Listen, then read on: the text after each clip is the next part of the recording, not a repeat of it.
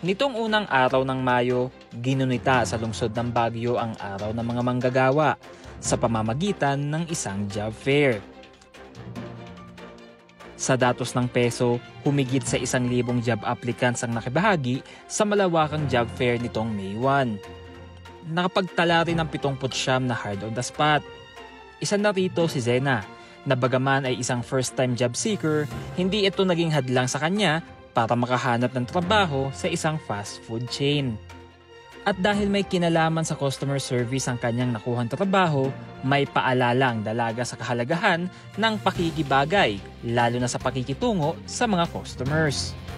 Dapat po, as someone na nandito sa ganitong industry, dapat po ready kayo sa mga inconvenience. Dapat marunong po kayo maging adaptable and flexible sa lahat ng pagkakataon kasi iba't-iba din po kasi yung attitude ng mga tao. So dapat po marunong po kayo emotionally and knowledge. Dapat flexible po kayo sa lahat.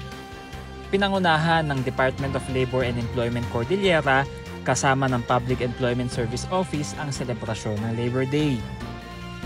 Ayon sa DOLE, ang araw na ito ay para kilalanin ang kontribusyon ng mga manggagawang Pilipino sa pagsasakatuparan ng mga programa at proyekto ng pamahalaan para sa taong bayan. This marks the 123rd Labor Day celebration. This yearly celebration is being observed to recognize the vital role of the Filipino workers, lahat ng manggagawang Pilipino. Ayon naman sa Peso Baguio, bukod sa pagkilala sa manggagawang Pilipino, ang araw na ito ay isa ring paraan ng lungsod para makapaghatid ng desenteng trabaho sa mamamayan ng Baguio. This annual event is held not only to honor the hard work and resilience of Filipino workers, but also to create accessible avenues for employment.